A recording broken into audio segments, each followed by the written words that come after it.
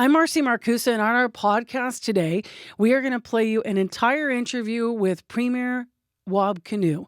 And that is because we had quite a conversation after he made this comment in question period when he was defending Cabinet Minister Nahanni Fontaine.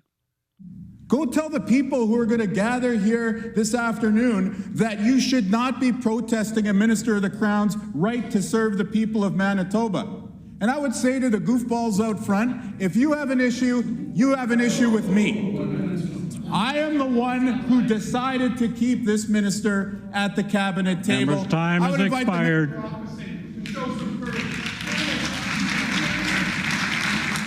So did you hear that? The Premier using the word goofballs to describe protesters who were on the lawn of the legislature in Manitoba. I asked him about that, and part of our interview got pretty heated because the Premier doubled down.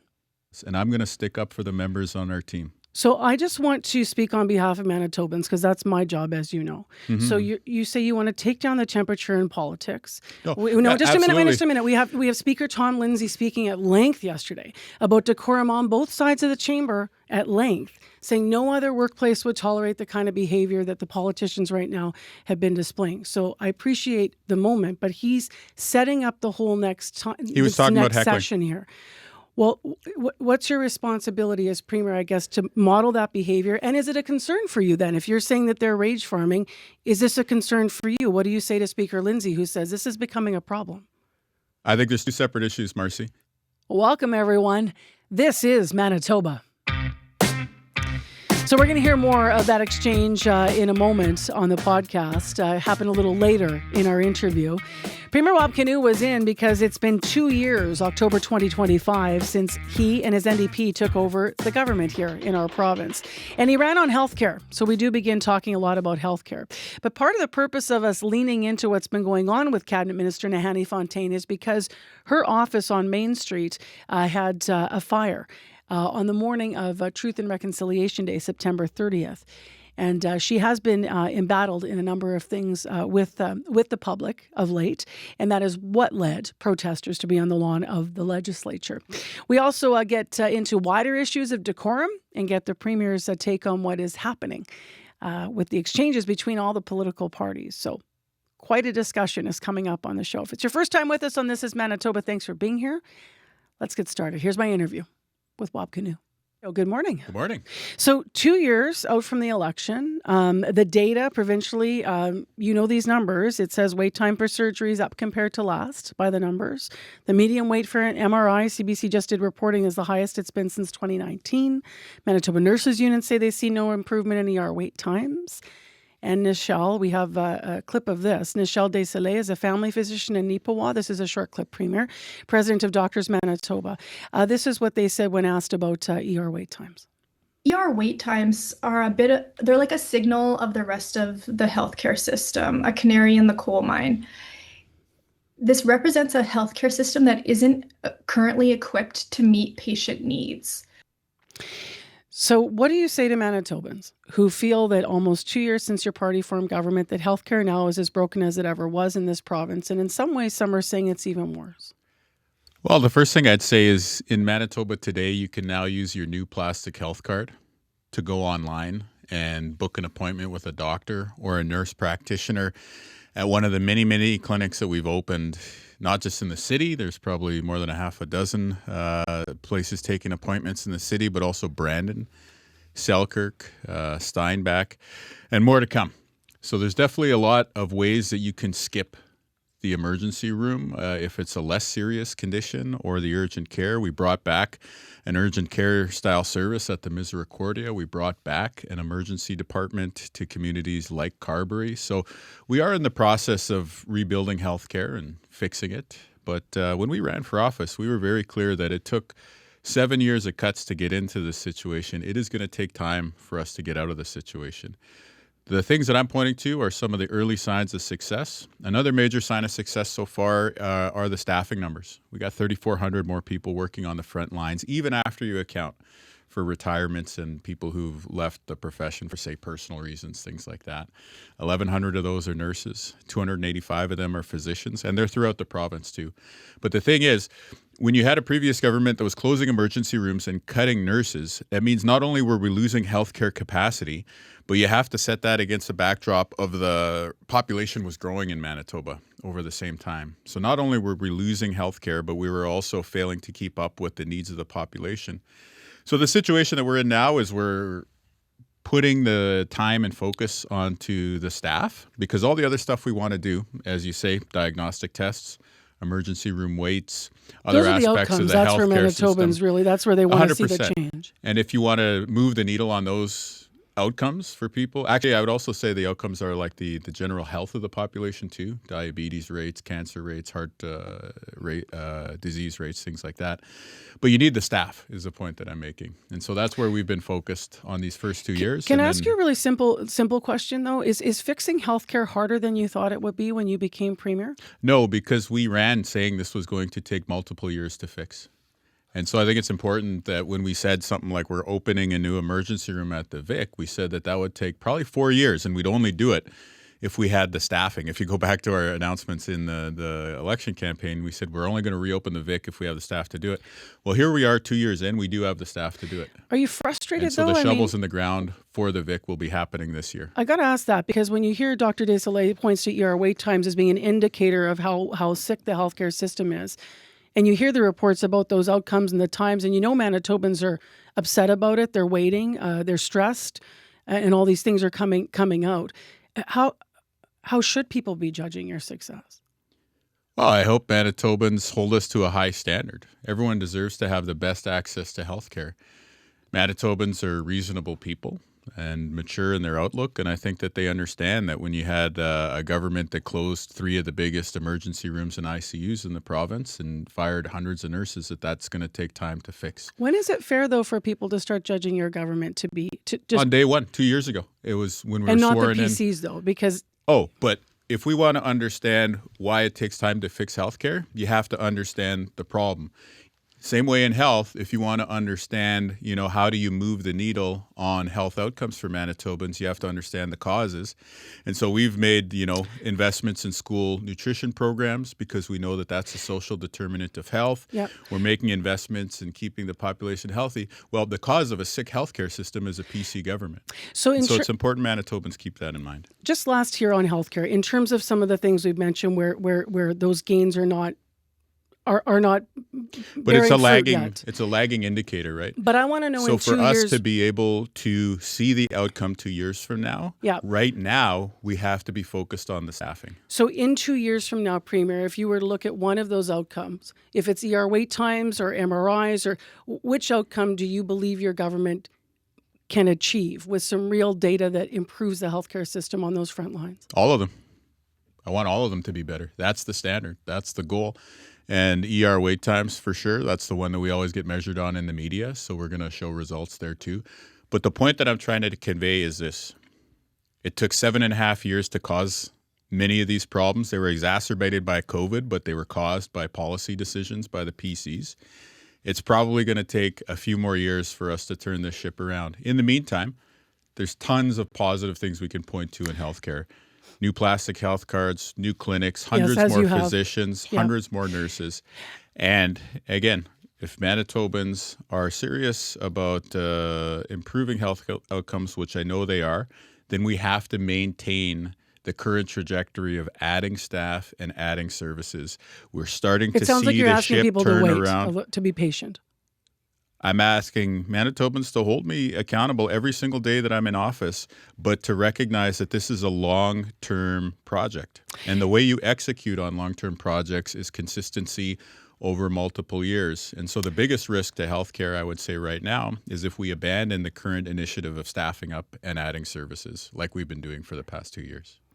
Let's move to National Day for Truth and Reconciliation, which you were part of. There was also, I'm going to start with what happened early in the day, the fire at Minister Nahanni Fontaine's office on Main Street. Images coming out yesterday of that. She also had windows broken. There have been fires at Minister, people will know, listeners, Bernadette Smith's Selkirk Avenue office. Yeah. I know you spoke to this. You seem to indicate that what you believe what happened at Minister Fontaine's office, Premier, was an act of political violence. How have you come to that conclusion? Do you have some information to share with us? No, I don't. I don't have information, but I would just say, my constituency office gets protested all the time. We had like a few hundred people. If you look at some of the media reports outside of my office, nobody lit a match. These are the first two Indigenous women to publicly serve our province as cabinet ministers, and one of them has had multiple fires and windows broken, and then one had a very visible incident just this week. You believe these are deliberate, though, and politically motivated? We Yes. haven't confirmed, by the way, that it's arson, and you don't have additional information, but you believe this. That's right. Yeah. What do you think drives a deliberate acts of violence against politicians, if in fact these are those and you're talking about the current climate? Well, I think you have some people with some serious problems. And they need to be held accountable. They need to be found and, delivered to justice, just like anyone else who's going to cause harm in the community by, lighting a fire. I think it's fair to say that these are intentional. I think we can say that. Again, motive, we'll have to wait and see. But a reasonable person, I think, would look at this and conclude that, there's an issue going on here in Manitoba right now. And so I think there's room for Manitobans to be reasonable and say, well, I didn't like this comment, or no, I did support this policy decision. There's room for that reasonable difference of opinion, let's call it. But the second that a match gets lit, the second that a window gets smashed in a repeated target that certainly looks like harassment, to me, I'm very confident that Manitobans at that point, who are reasonable, are no longer okay with what's going on. And that's the situation that we're at now. And so appealing for calm, appealing for people to take down the temperature, and let's just focus on what matters. Again, you want to ask me tough questions about healthcare. You want to ask me questions about the economy. You want to ask me questions about deciding to keep a person on in cabinet. Absolutely. Let's have that conversation.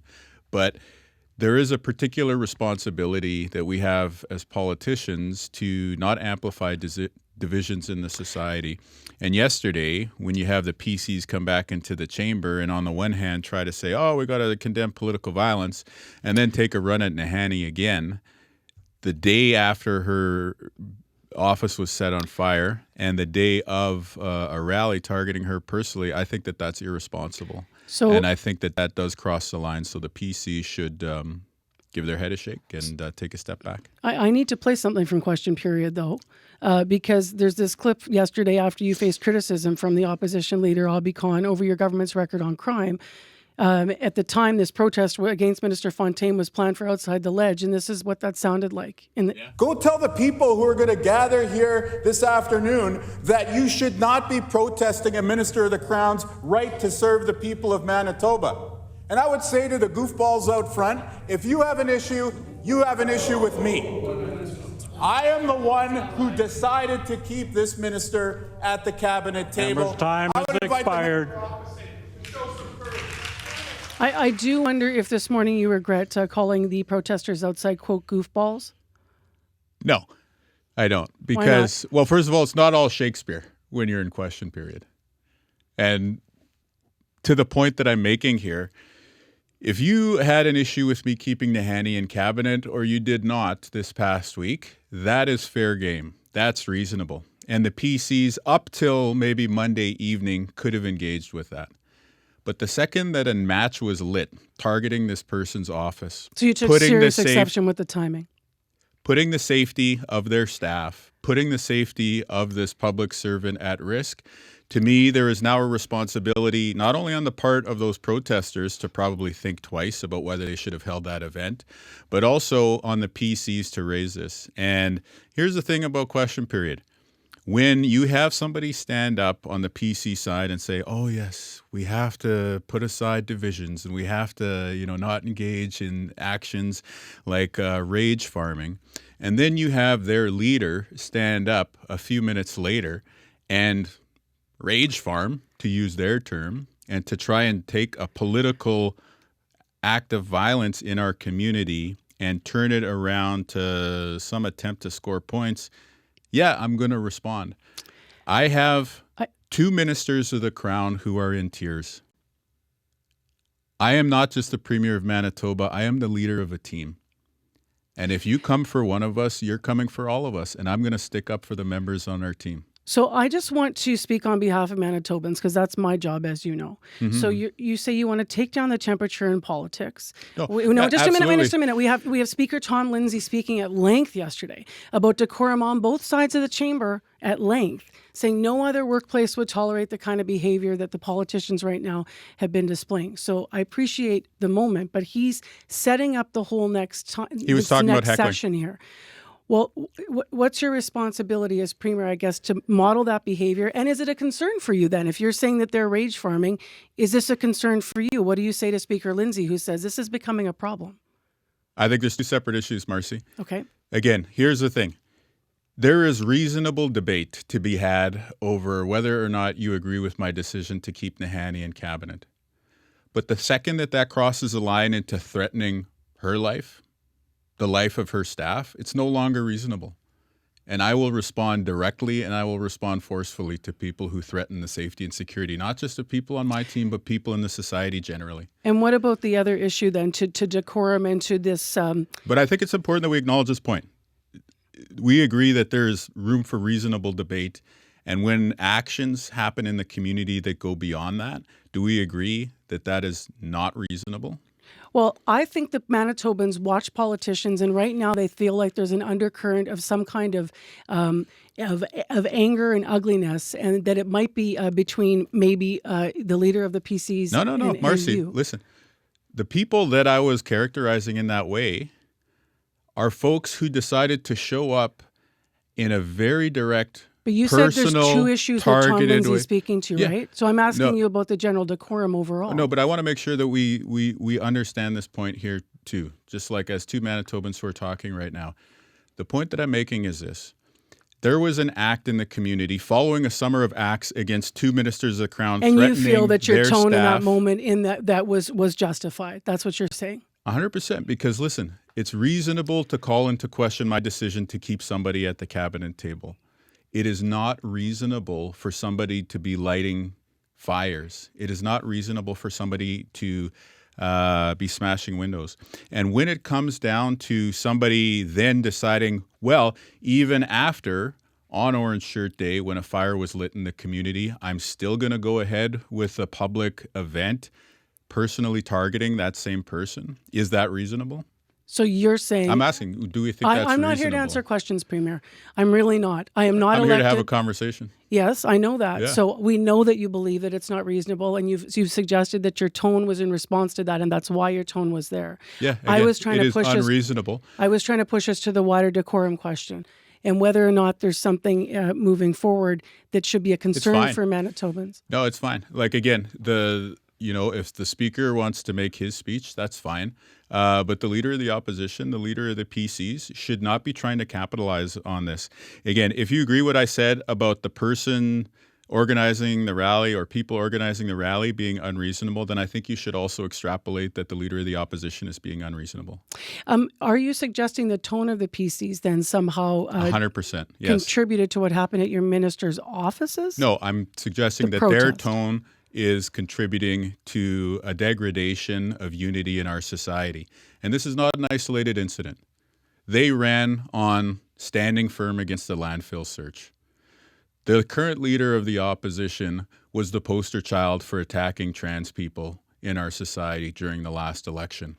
Throughout their time in opposition so far, they have tried to capitalize on a litany of divisive issues. Again, if you want to debate healthcare, the economy, public safety, let's go. Let's have at it. But what I'm saying is this. Politicians have a responsibility not to exacerbate divisions in the society. And politicians also have a responsibility to be mindful of when their actions are going to further contribute to an escalation of what's going on in the community. Important for you. And on both of those sides, I think the PCs have not just fallen down yesterday, but have a repeated pattern of trying to play to these base political wedge issues to try and score points. The good thing, the thing that I like about Manitobans is that time and time again, Manitobans have rejected those approaches of division. We're at news time, but it is clear you think they've crossed the line. Yes. Thank you for being here. Thank you. Thanks, Marcy. So that's our podcast, and that was my interview with Premier Wab Kinew. I do take exception with one thing that happened in that interview. The Premier was pressing me to speak with a Manitoban to Manitoban, and I would argue, Premier to journalist is very different than that. But if you're listening, and especially if you're from Manitoba, we'd love to hear from you. You can reach our podcast at radio893 at cbc.ca. And remember, there's a new episode that drops every Friday. Thanks for being here.